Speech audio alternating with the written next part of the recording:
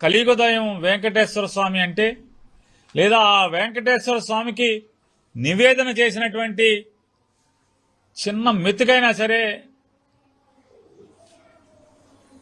అది స్వీకరిస్తే జన్మ దైన్యమైనట్టుగా భక్తులు భావించేటువంటి తిరుమల తిరుపతి యొక్క స్వామివారి ప్రసాదం.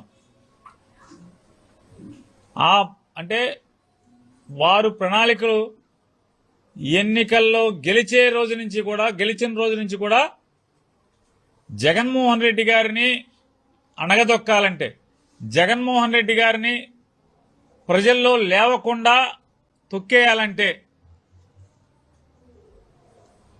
అయితే హైందవ మతం, ఆ హైందవ మతంలో శ్రీ వెంకటేశ్వర స్వామి వారి యొక్క పేరును అడ్డం పెట్టుకు తొక్కాలనేటువంటి ప్రణాళికల్ని ఎన్నిక గెలిచిన రోజు నుంచే వాళ్ళు ప్రారంభించినటువంటి పరిస్థితులు మనకి మొత్తం ఇవాళ వెనక్కి తిరిగి చూసుకుంటే అవగతం అవుతున్నాయి. నారా చంద్రబాబు నాయుడు గారు ముఖ్యమంత్రిగా 4వ తారీఖున, అంటే లెక్కించబడి గెలిచినటువంటి ముఖ్యమంత్రిగా, ఎలక్టెడ్ చీఫ్ మినిస్టర్గా 4వ తారీఖున ఆయన డిక్లేర్ అయితే 12వ తారీఖున ఆయన ముఖ్యమంత్రిగా ప్రమాణ స్వీకారం చేస్తే, జూన్ 12వ తారీఖున 2024న, దానికి ముందే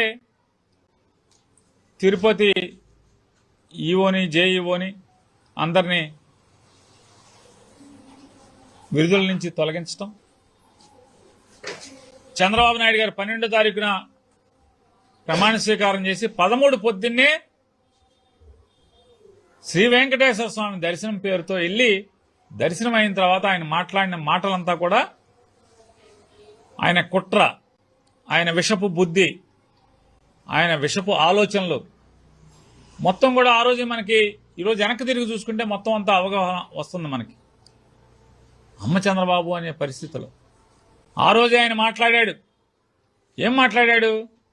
తిరుపతి వెంకటేశ్వర స్వామి తిరుమలలో అపచారాలు జరిగినాయి, మొత్తం ఇక్కడి నుంచే ప్రక్షాళన చేస్తానని చెప్పాడు. తిరుపతి నుంచే ప్రక్షాళన చేస్తా అంట.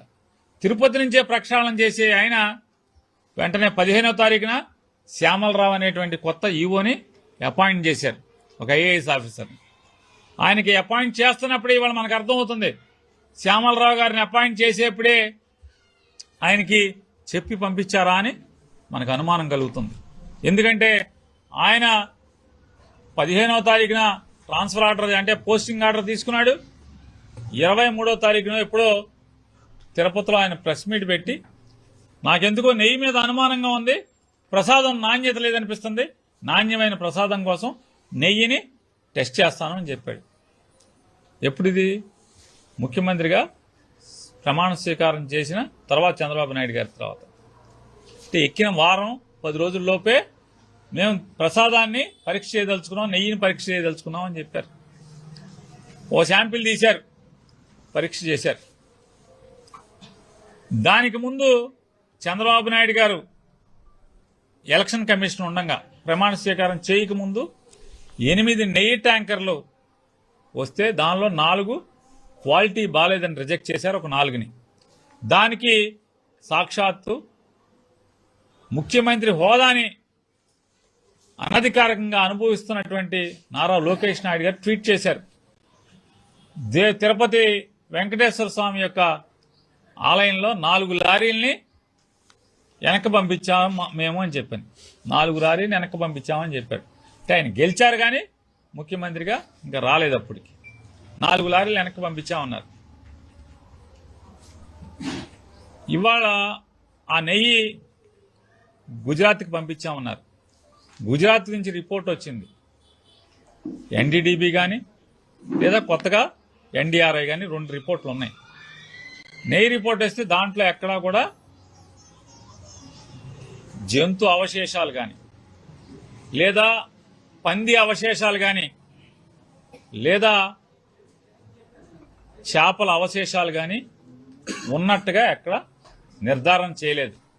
చేయకపోయినా సరే ముఖ్యమంత్రి హోదాలో ఉన్నటువంటి నారా చంద్రబాబు నాయుడు గారు 164 మంది గెలిచిన ఎమ్మెల్యేలందరినీ కూడా కూర్చోబెట్టి, కూటమి ప్రభుత్వం తరపున కూర్చోబెట్టి ఆ మీటింగ్లో విజయవాడలో ఆయన A1 కన్వెన్షన్లోనూ ఏ కన్వెన్షన్లోనూ ఆయన చెప్పాడు, జగన్మోహన్ రెడ్డి గారు క్రైస్తవుడైనందున మనందరం హిందువులం తిరుపతి స్వామివారి ప్రసాదంలో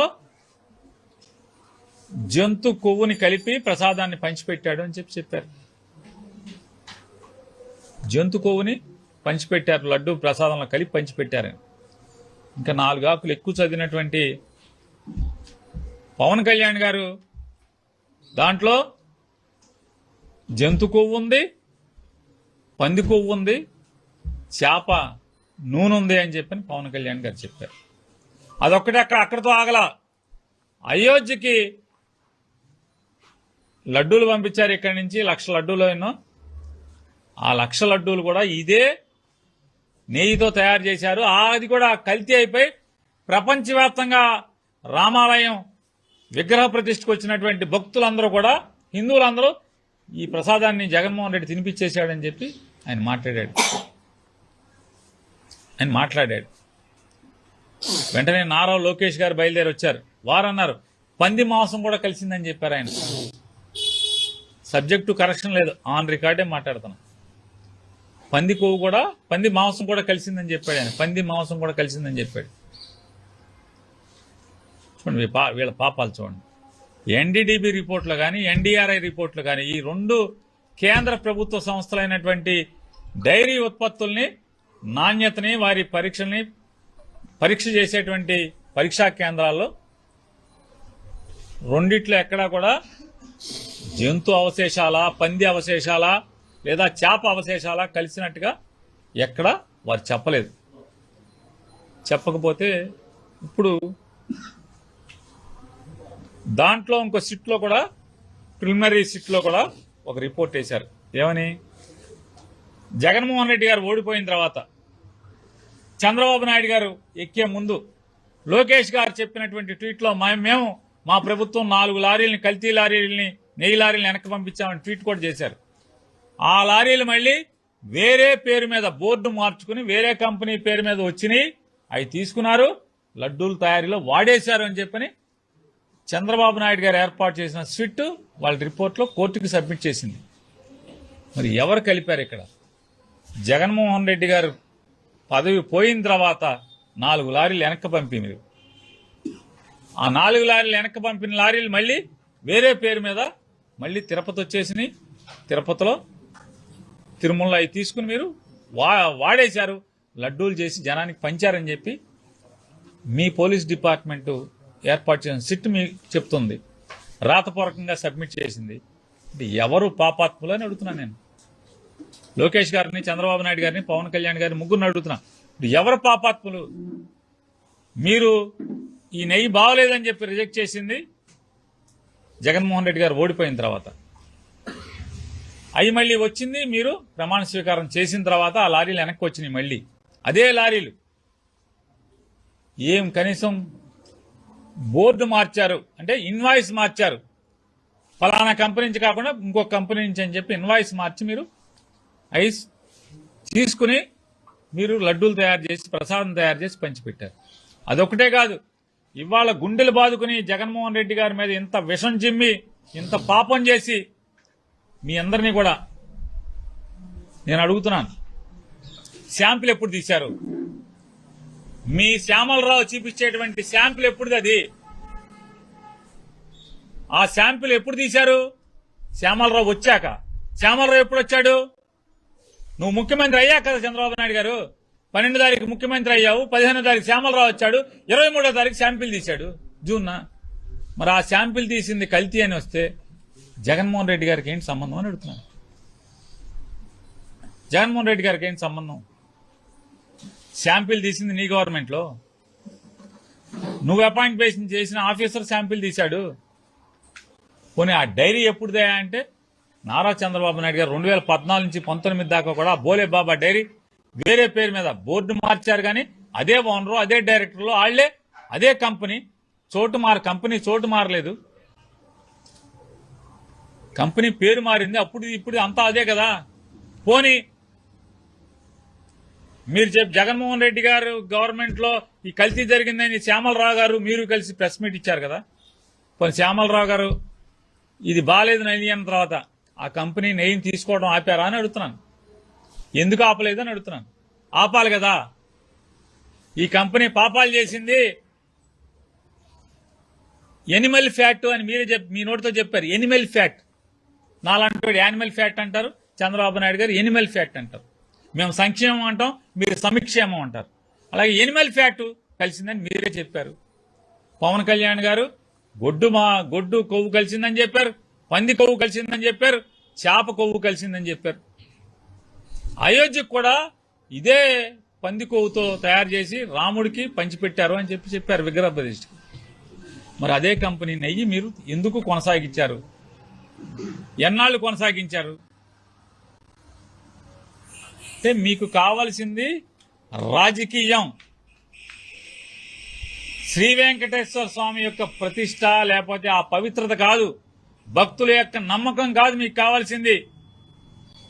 జగన్మోహన్ రెడ్డి గారిని రాజకీయంగా అణగదొక్కటం అనేటువంటి ఏకైక ఎజెండాతో హిందూ మతాన్ని, తిరుమల తిరుపతి స్వామివారి యొక్క ప్రసాదాన్ని కూడా మీరు నీచంగా వాడుకున్నది మీరు కాదా అని అడుగుతున్నాను నేను. ఈ నీచానికి ఒడిగట్టింది మీరు ముగ్గురు కాదా? ఇవాళ ఇంత పాపాలు, ఇంత నీచాలు చేసి చివరికి వెంకటేశ్వర స్వామి వారి దయ వల్ల చెప్తారు దేవుడు ఉన్నాడు అని చెప్తారు. ఇందుకే జగన్ గారు కూడా చెప్తాడు ఎప్పుడు దేవుడు ఉన్నాడని. దేవుడు ఉన్నాడు కాబట్టే మీ పాపం పండి వాళ్ళ దాంట్లో కొవ్వులేం లేవు అని చెప్పి వచ్చింది.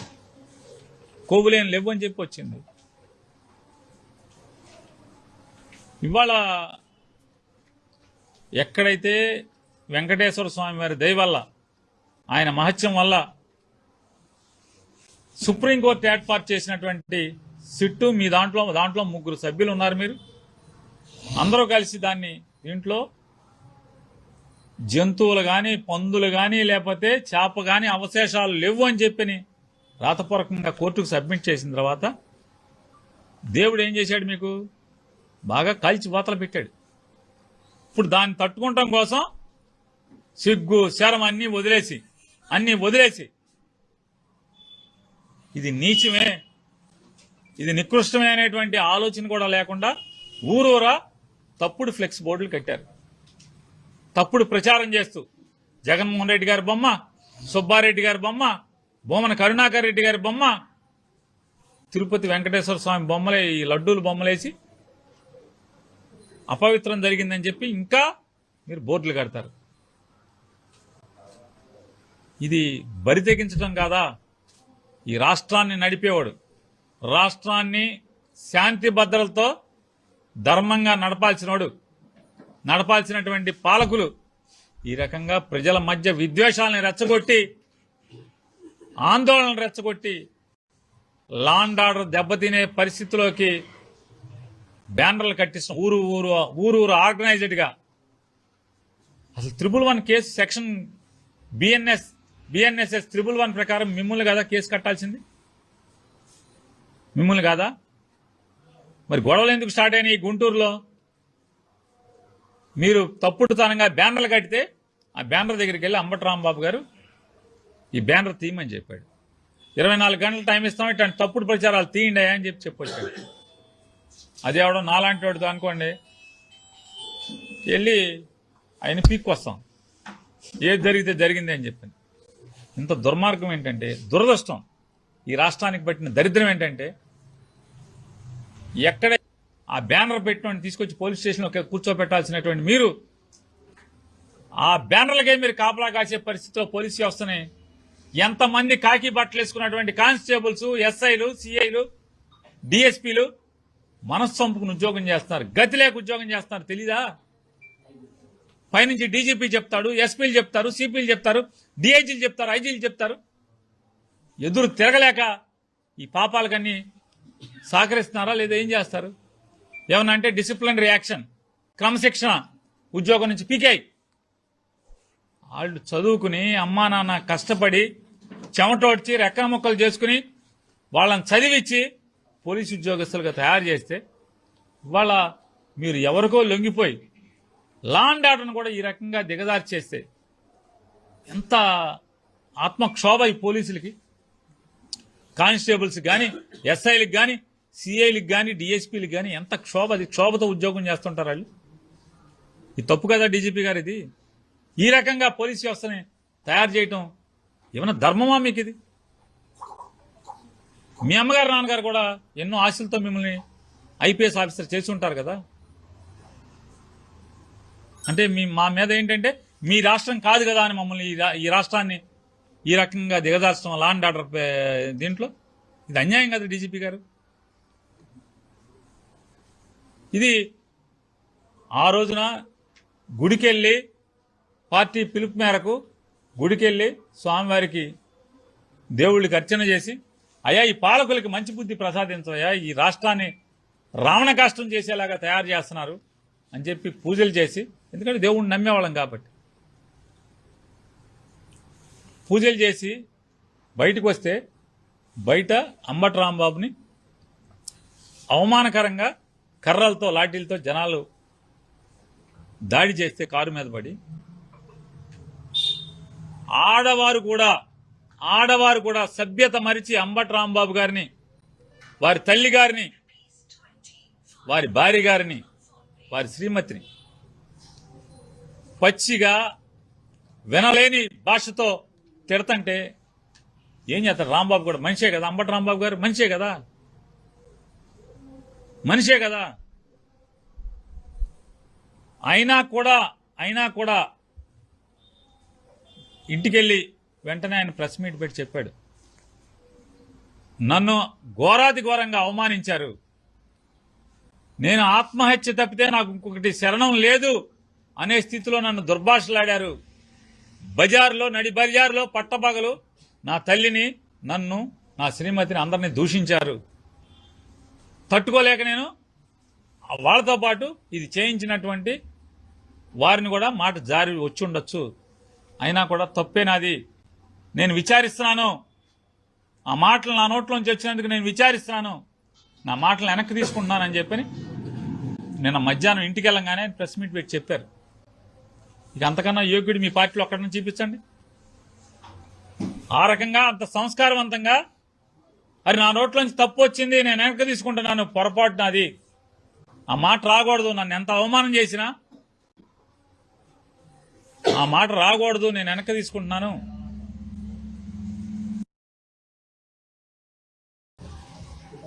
పేరుకి మాత్రం మంత్రిగా ఉండి ముఖ్యమంత్రి అధికారాన్ని అనుభవిస్తున్నటువంటి నారా లోకేష్ నాయుడు గారు, వీరు ముగ్గురు కూడా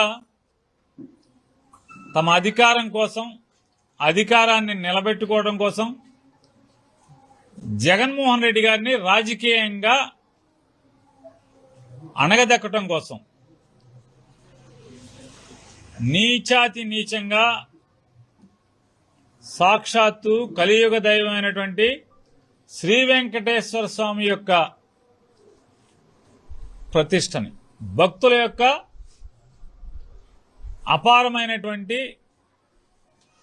విశ్వాసాన్ని మంట కలపటానికి కూడా ప్రపంచవ్యాప్తంగా కలియుగ దైవం వెంకటేశ్వర స్వామి అంటే, లేదా ఆ వెంకటేశ్వర స్వామికి నివేదన చేసినటువంటి చిన్న మెతుకైనా సరే అది స్వీకరిస్తే జన్మదైన్యమైనట్టుగా భక్తులు భావించేటువంటి తిరుమల తిరుపతి యొక్క స్వామివారి ప్రసాదం. అంటే వారు ప్రణాళికలు ఎన్నికల్లో గెలిచిన రోజు నుంచి కూడా జగన్మోహన్ రెడ్డి గారిని అణగదొక్కాలంటే, జగన్మోహన్ రెడ్డి గారిని ప్రజల్లో లేవకుండా తొక్కేయాలంటే, అయితే హైందవ మతం, ఆ హైందవ మతంలో శ్రీ వెంకటేశ్వర స్వామి వారి యొక్క పేరును అడ్డం పెట్టుకు తొక్కాలనేటువంటి ప్రణాళికల్ని ఎన్నిక గెలిచిన రోజు నుంచే వాళ్ళు ప్రారంభించినటువంటి పరిస్థితులు మనకి మొత్తం ఇవాళ వెనక్కి తిరిగి చూసుకుంటే అవగతం అవుతున్నాయి. నారా చంద్రబాబు నాయుడు గారు ముఖ్యమంత్రిగా 4వ తారీఖున అంటే లెక్కించబడి గెలిచినటువంటి ముఖ్యమంత్రిగా ఎలక్టెడ్ చీఫ్ మినిస్టర్గా 4వ తారీఖున ఆయన డిక్లేర్ అయితే 12వ తారీఖున ఆయన ముఖ్యమంత్రిగా ప్రమాణ స్వీకారం చేస్తే జూన్ 12వ తారీఖున 2024న దానికి ముందే తిరుపతి ఈఓని జేఈఓని అందరినీ విడుదల నుంచి తొలగించడం, చంద్రబాబు నాయుడు గారు 12వ తారీఖున ప్రమాణ స్వీకారం చేసి 13 పొద్దున్నే శ్రీ వెంకటేశ్వర స్వామి దర్శనం పేరుతో వెళ్ళి దర్శనం అయిన తర్వాత ఆయన మాట్లాడిన మాటలంతా కూడా ఆయన కుట్ర, ఆయన విషపు బుద్ధి, ఆయన విషపు ఆలోచనలు మొత్తం కూడా ఆ రోజు మనకి ఈరోజు వెనక్కి తిరిగి చూసుకుంటే మొత్తం అంతా అవగాహన వస్తుంది మనకి. అమ్మ చంద్రబాబు అనే పరిస్థితిలో ఆ రోజే ఆయన మాట్లాడాడు. ఏం మాట్లాడాడు? తిరుపతి వెంకటేశ్వర స్వామి తిరుమలలో అపచారాలు జరిగినాయి, మొత్తం ఇక్కడి నుంచే ప్రక్షాళన చేస్తానని చెప్పాడు. తిరుపతి నుంచే ప్రక్షాళన చేస్తా అంట. తిరుపతి నుంచే ప్రక్షాళన చేసే ఆయన వెంటనే 15వ తారీఖున శ్యామలరావు అనేటువంటి కొత్త ఈవోని అపాయింట్ చేశారు, ఒక ఐఏఎస్ ఆఫీసర్ని. ఆయనకి అపాయింట్ చేస్తున్నప్పుడే ఇవాళ మనకు అర్థమవుతుంది, శ్యామలరావు గారిని అపాయింట్ చేసేప్పుడే ఆయనకి చెప్పి పంపించారా అని మనకు అనుమానం కలుగుతుంది. ఎందుకంటే ఆయన 15వ తారీఖున ట్రాన్స్ఫర్ ఆర్డర్ అంటే పోస్టింగ్ ఆర్డర్ తీసుకున్నాడు. 23వ తారీఖున ఎప్పుడో తిరుపతిలో ఆయన ప్రెస్ మీట్ పెట్టి నాకెందుకో నెయ్యి మీద అనుమానంగా ఉంది, ప్రసాదం నాణ్యత లేదనిపిస్తుంది, నాణ్యమైన ప్రసాదం కోసం నెయ్యిని టెస్ట్ చేస్తాను అని చెప్పాడు. ఎప్పుడు ఇది? ముఖ్యమంత్రిగా ప్రమాణ స్వీకారం చేసిన తర్వాత చంద్రబాబు నాయుడు గారి తర్వాత. అంటే ఎక్కిన వారం 10 రోజుల్లోపే మేము ప్రసాదాన్ని పరీక్ష చేయదలుచుకున్నాం, నెయ్యిని పరీక్ష చేయదలుచుకున్నాం అని చెప్పారు. ఓ శాంపిల్ తీశారు, పరీక్ష చేశారు. దానికి ముందు చంద్రబాబు నాయుడు గారు ఎలక్షన్ కమిషన్ ఉండగా ప్రమాణ స్వీకారం చేయకముందు 8 నెయ్యి ట్యాంకర్లు వస్తే దానిలో 4 క్వాలిటీ బాగాలేదని రిజెక్ట్ చేశారు, ఒక 4ని.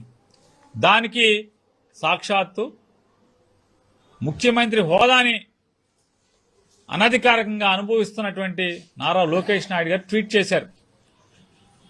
తిరుపతి వెంకటేశ్వర స్వామి యొక్క ఆలయంలో 4 లారీల్ని వెనక్కి పంపించాము మేము అని చెప్పాను. 4 లారీని వెనక్కి పంపించామని చెప్పాడు. అంటే ఆయన గెలిచారు కానీ ముఖ్యమంత్రిగా ఇంకా రాలేదు. అప్పటికి 4 లారీలు వెనక్కి పంపించామన్నారు.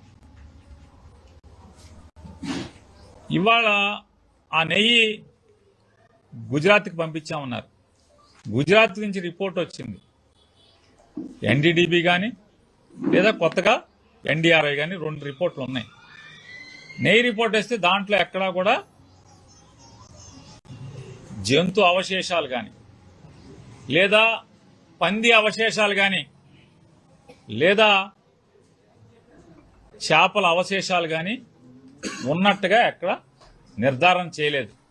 చేయకపోయినా సరే ముఖ్యమంత్రి హోదాలో ఉన్నటువంటి నారా చంద్రబాబు నాయుడు గారు 164 మంది గెలిచిన ఎమ్మెల్యేలందరినీ కూడా కూర్చోబెట్టి, కూటమి ప్రభుత్వం తరఫున కూర్చోబెట్టి ఆ మీటింగ్లో విజయవాడలో ఆయన A1 కన్వెన్షన్లోనూ ఏ కన్వెన్షన్లోనూ ఆయన చెప్పాడు, జగన్మోహన్ రెడ్డి గారు క్రైస్తవుడైనందున మనందరం హిందువులం, తిరుపతి స్వామివారి ప్రసాదంలో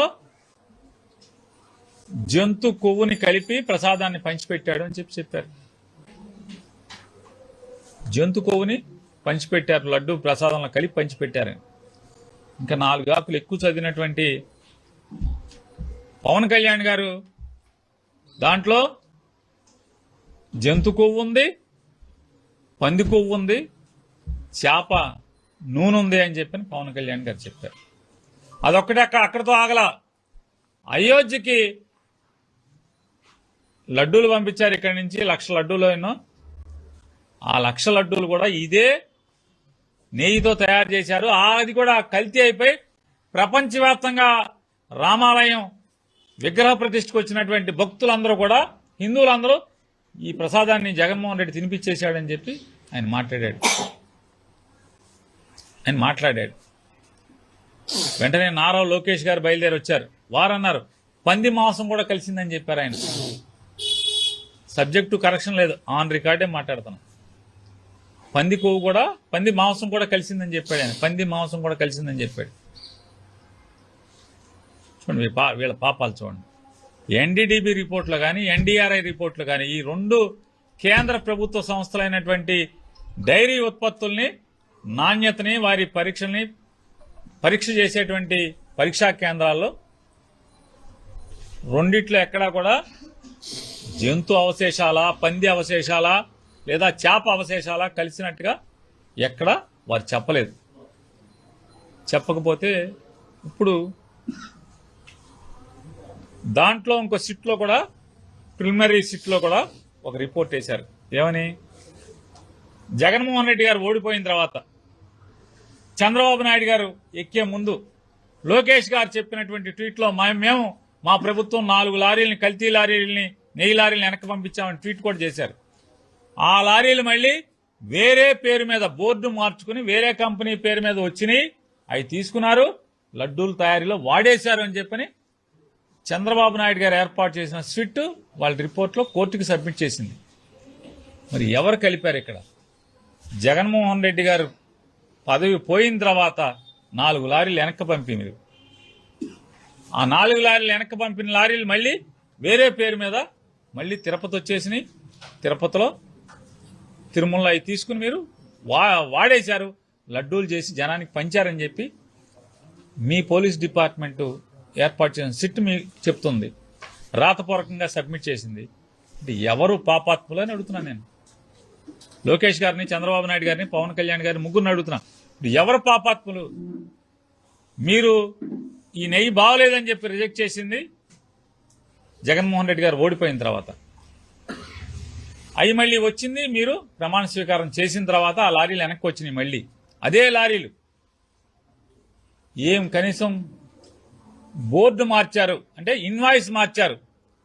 ఫలానా కంపెనీ నుంచి కాకుండా ఇంకొక కంపెనీ నుంచి అని చెప్పి ఇన్వాయిస్ మార్చి మీరు ఐస్ తీసుకుని మీరు లడ్డూలు తయారు చేసి, ప్రసాదం తయారు చేసి పంచిపెట్టారు.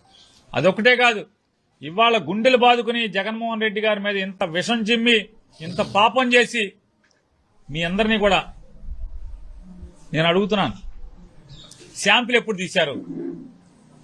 మీ శ్యామలరావు చూపించేటువంటి శాంపిల్ ఎప్పుడుది? అది ఆ శాంపిల్ ఎప్పుడు తీశారు? శ్యామలరావు వచ్చాక. శ్యామలరావు ఎప్పుడు వచ్చాడు? నువ్వు ముఖ్యమంత్రి అయ్యాక కదా చంద్రబాబు నాయుడు గారు. 12వ తారీఖు ముఖ్యమంత్రి అయ్యావు, 15వ తారీఖు శ్యామలరావు వచ్చాడు, 23వ తారీఖు శాంపిల్ తీశాడు జూన్న. మరి ఆ శాంపిల్ తీసింది కల్తీ అని వస్తే జగన్మోహన్ రెడ్డి గారికి ఏంటి సంబంధం అని అడుగుతున్నాను. జగన్మోహన్ రెడ్డి గారికి ఏంటి సంబంధం? శాంపిల్ తీసింది నీ గవర్నమెంట్లో, నువ్వు అపాయింట్ చేసిన ఆఫీసర్ శాంపిల్ తీశాడు. పోనీ ఆ డైరీ ఎప్పుడుదా అంటే నారా చంద్రబాబు నాయుడు గారు 2014 నుంచి 19 దాకా కూడా బోలే బాబా డైరీ వేరే పేరు మీద బోర్డు మార్చారు, కానీ అదే ఓనరు, అదే డైరెక్టర్లు వాళ్లే, అదే కంపెనీ. కంపెనీ చోటు మారలేదు, కంపెనీ పేరు మారింది. ఇప్పుడు అంతా అదే కదా. పోనీ మీరు జగన్మోహన్ రెడ్డి గారు గవర్నమెంట్ లో ఈ కల్తీ జరిగిందని శ్యామలరావు గారు మీరు కలిసి ప్రెస్ మీట్ ఇచ్చారు కదా.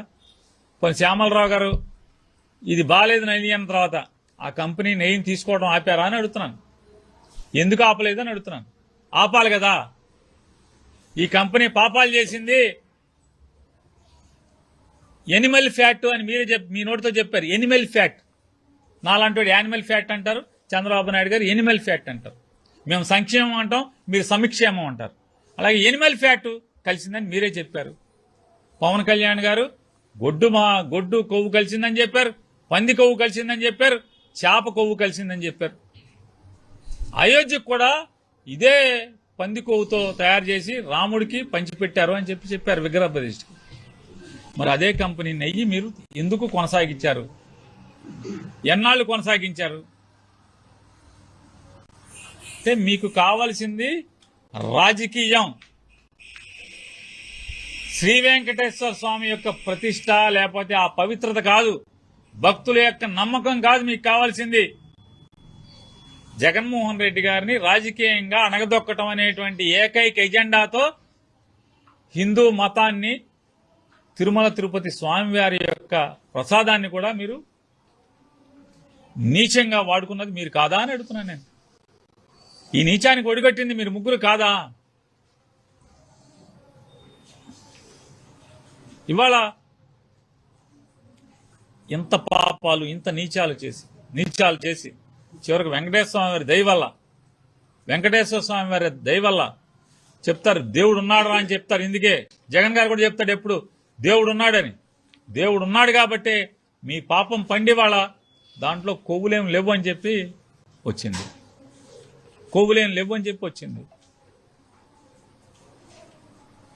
ఇవాళ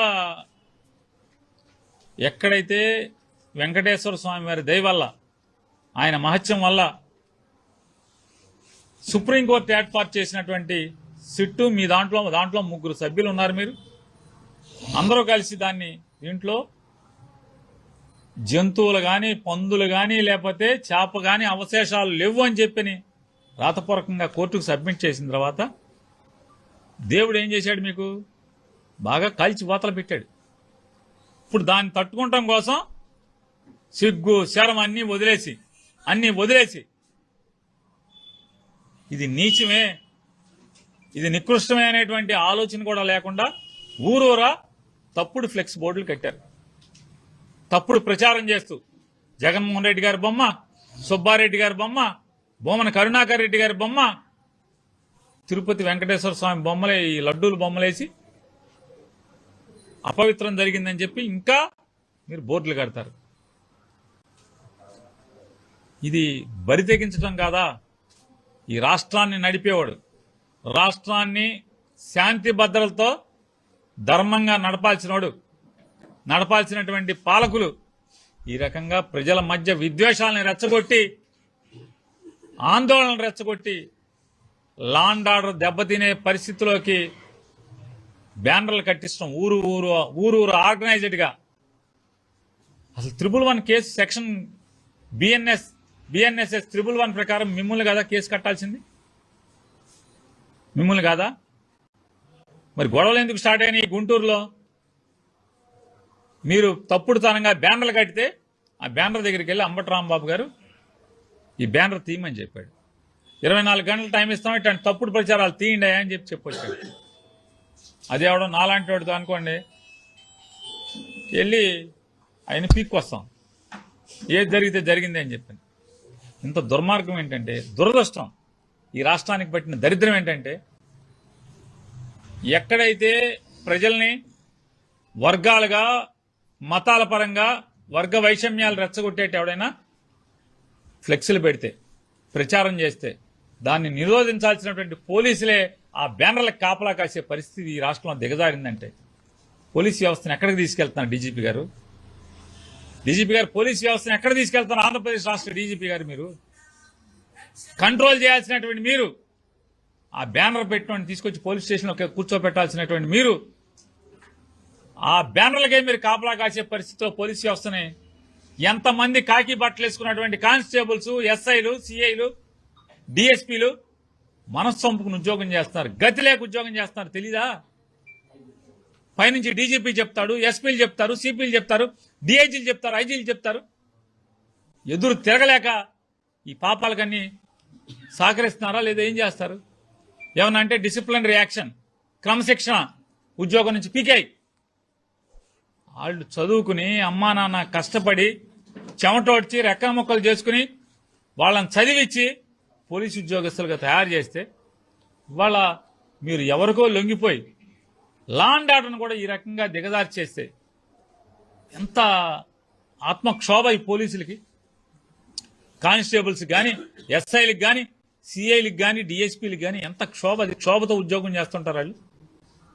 ఇది తప్పు కదా డీజీపీ గారు? ఇది ఈ రకంగా పోలీస్ వ్యవస్థని తయారు చేయటం ఏమైనా ధర్మమా మీకు? ఇది మీ అమ్మగారు నాన్నగారు కూడా ఎన్నో ఆశలతో మిమ్మల్ని ఐపీఎస్ ఆఫీసర్ చేసి ఉంటారు కదా. అంటే మా మీద ఏంటంటే మీ రాష్ట్రం కాదు కదా అని మమ్మల్ని ఈ రాష్ట్రాన్ని ఈ రకంగా దిగజార్చడం, లాండ్ ఆర్డర్ దీంట్లో ఇది అన్యాయం కదా డీజీపీ గారు? ఇది ఆ రోజున గుడికెళ్ళి పార్టీ పిలుపు మేరకు గుడికెళ్ళి స్వామివారికి దేవుళ్ళకి అర్చన చేసి, అయ్యా ఈ పాలకులకి మంచి బుద్ధి ప్రసాదించవయ్యా, ఈ రాష్ట్రాన్ని రావణ కాష్టం చేసేలాగా తయారు చేస్తున్నారు అని చెప్పి పూజలు చేసి, ఎందుకంటే దేవుణ్ణి నమ్మేవాళ్ళం కాబట్టి పూజలు చేసి బయటకు వస్తే బయట అంబటి రాంబాబుని అవమానకరంగా కర్రలతో లాఠీలతో జనాలు దాడి చేస్తే కారు మీద పడి ఆడవారు కూడా సభ్యత మరిచి అంబటి రాంబాబు గారిని, వారి తల్లి గారిని, వారి భార్య గారిని, వారి శ్రీమతిని పచ్చిగా వినలేని భాషతో తిడతంటే ఏం చేస్తారు? రాంబాబు కూడా మనిషే కదా, అంబటి రాంబాబు గారు మనిషే కదా, మనిషే కదా. అయినా కూడా ఇంటికెళ్ళి వెంటనే ఆయన ప్రెస్ మీట్ పెట్టి చెప్పాడు, నన్ను ఘోరాతి ఘోరంగా అవమానించారు, నేను ఆత్మహత్య తప్పితే నాకు ఇంకొకటి శరణం లేదు అనే స్థితిలో నన్ను దుర్భాషలాడారు. బజార్లో, నడి బజార్లో పట్టపగలు నా తల్లిని, నన్ను, నా శ్రీమతిని అందరినీ దూషించారు. తట్టుకోలేక నేను వాళ్ళతో పాటు ఇది చేయించినటువంటి వారిని కూడా మాట జారి వచ్చి ఉండొచ్చు, అయినా కూడా తప్పే నాది, నేను విచారిస్తున్నాను, ఆ మాటలు నా నోట్లోంచి వచ్చినందుకు నేను విచారిస్తున్నాను, నా మాటలు వెనక్కి తీసుకుంటున్నానని చెప్పని నిన్న మధ్యాహ్నం ఇంటికి వెళ్ళంగానే ప్రెస్ మీట్ పెట్టి చెప్పారు. ఇక అంతకన్నా యోగ్యుడు మీ పార్టీలో ఒక్కడిని చూపించండి. ఆ రకంగా అంత సంస్కారవంతంగా, అది నా నోట్లోంచి తప్పు వచ్చింది, నేను వెనక్కి తీసుకుంటున్నాను, పొరపాటు నాది, ఆ మాట రాకూడదు, నన్ను ఎంత అవమానం చేసినా ఆ మాట రాకూడదు, నేను వెనక్కి తీసుకుంటున్నాను, ఎవరిని అలా మాట్లాడకూడదు అని చెప్పని పొరపాటు అయిందని చెప్పినోడి కన్నా ఆ రకంగా పశ్చాత్తాపడినటువంటి ఒక్క తెలుగుదేశం నాయకుడు, ఒక్క జనసేన నాయకుడిని చూపించండి. మీరు ఎవరున్నారు? అది హుందాగా ప్రవర్తించాడు అంబటి రాంబాబు అని మీరు అక్కడితో కాకుండా మీరు దాన్ని ఒక ఆర్గనైజ్డ్గా నారా చంద్రబాబు నాయుడు గారు, లోకేష్ నాయుడు గారు ఇద్దరూ కలిసి ఆర్గనైజ్డ్గా పోలీసుల్ని, అంటే మళ్ళీ ఎక్కడన్నా వైసీపీ వాళ్ళు తిరగబడి తంతారేమో అని చెప్పి తిరగబడతారేమో, ఏముంది ఒక పోటు 4 పోట్లు పొడిస్తే ఎవరైనా సత్యంలో పోకుండా ఇంకో పోటు పొడవచ్చు కదా, 4 చెంపకాయలు వేస్తే వీడు పారిపోయేలోపు, శ్రోత పడిపోయేలోపు ఇంకో చెంపకాయ వేయచ్చు కదా, లేకపోతే మీ చేతిలో కర్రలాక్కుని ఇంకోటి పాల్గొట్టచ్చు కదా. కానీ మిమ్మల్ని కాపాడటం కోసం ఉన్నట్టుగా పోలీసుల్ని పక్కన పెట్టుకుని మీరు వచ్చి ఒక రాష్ట్ర పాలకుడిగా మీరు ఇది చేయడం ధర్మమా అని అడుగుతున్నాను. దేవుడి సాక్షిగా మీరు ప్రమాణం ఏం చేశారు? ప్రమాణ స్వీకారం రోజున రాగద్వేషాలకు అతీతంగా నేను పరిపాలన చేస్తానని చెప్పి దేవుడి మీద ప్రమాణం చేసి ప్రమాణ స్వీకారం చేసి మీరే మనుషుల్ని పోగేసి రెచ్చగొట్టి పోలీసుల్ని నిర్వీర్యం చేసి ఈ రకంగా మీరు చేయటం అనేది ధర్మబద్ధమా, రాజ్యాంగబద్ధమా, ప్రజాస్వామ్యబద్ధమా అని అడుగుతున్నాను. ఈ రాష్ట్రానికి చాలాసార్లు లోకేష్ నాయుడు గారు చెప్పారు, మా నాన్న బ్రాండ్ అండి, బ్రాండ్ అన్నాడు. అంటే మాకు అర్థం కాల, మా నాన్న బ్రాండ్ అంటాడు లోకేష్ గారు ఏంటని. ఏంటయ్యా బ్రాండ్, లోకేష్ నాయుడు గారు బ్రాండ్ ఏంటాడంటే వీటన్నిటికీ బ్రాండ్. అప్రజాస్వామ్యానికి, విలువలు లేకుండా రాజకీయాలు చేయటానికి,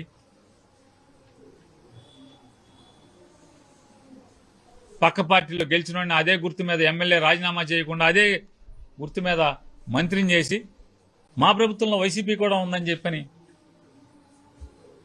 వంకర మాటలు మాట్లాడేటువంటి బ్రాండింగ్, ధన రాజకీయం బ్రాండింగ్, ప్రజాస్వామ్యాన్ని కూనీ చేయడం ఒక బ్రాండింగ్ తప్పితే ఈ రాష్ట్రానికి ఏంటి వారు చేసింది ఇక్కడ? దేనికి బ్రాండింగ్ అని అడుగుతున్నాను. లేదా ఎలక్షన్లో ప్రతిసారి, ఇవాళ కాదు, నందమూరి తారక రామారావు గారిని వెన్నుపోటు పొడిచి పడేసిన దగ్గర నుంచి జరిగిన ప్రతి ఎన్నికల్లో 96 పార్లమెంట్ ఎన్నికల, లేదా 99 అసెంబ్లీ ఎన్నికల, లేదా 2004 అసెంబ్లీ ఎన్నికల, 2009 అసెంబ్లీ ఎన్నికల, 2014 అసెంబ్లీ ఎన్నికల, 2019 అసెంబ్లీ ఎన్నికల, 2024 అసెంబ్లీ ఎన్నికల, ఏ ఎన్నికలైనా సరే చాంతాడంత హామీలు ఇవ్వటం, అయిపోయాక ఎయిడ్ చేస్తాం, ఖజానా ఖాళీ. ఇవాళ కాదు, 1996 నుంచి ఆయన ఒకటే డైలాగ్, ఖజానా ఖాళీ, డబ్బులు లేవు, ఏం చేస్తాం, హామీలు ఇచ్చాం, చేద్దాం అనుకున్నాం, చేయలేకపోయాం. దీనికి కదా బ్రాండింగ్. వాయు వరుసలు లేకుండా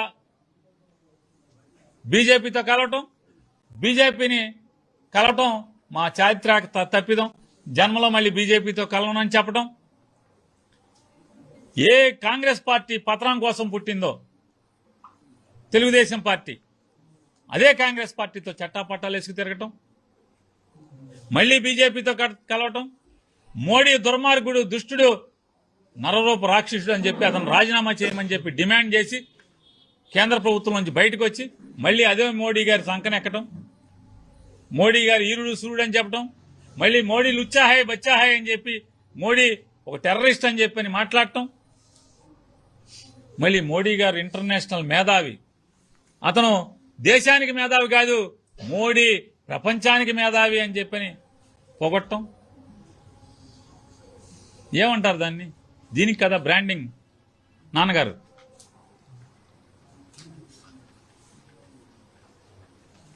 నారా చంద్రబాబు నాయుడు గారు, మీరు ప్రభుత్వాన్ని నడుపుతూ పోలీసుల్ని, వ్యవస్థని, కరుకుగా ఉండాల్సినటువంటి కాకిని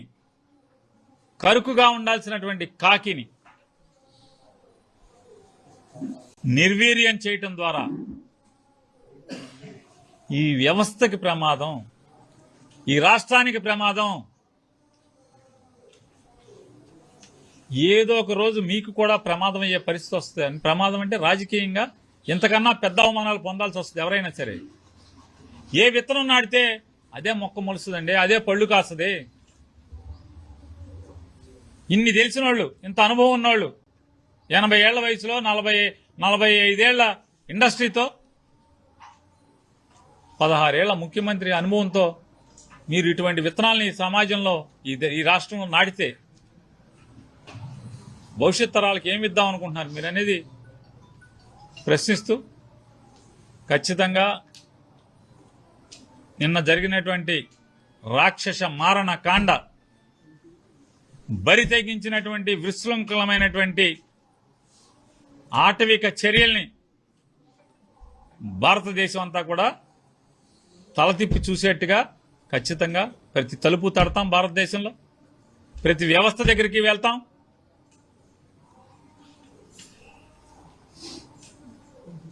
యాభై ఏళ్ల అనుభవం లేదా 16 ఏళ్ల ముఖ్యమంత్రిగా ఉన్నటువంటి నారా చంద్రబాబు నాయుడు గారు ఇంత ఆటవికంగా రాష్ట్రంలో పరిపాలిస్తున్నాడు అనేది ప్రపంచానికి చెప్తాం. శాంతియుతంగా, ప్రజాస్వామ్యబద్ధంగా,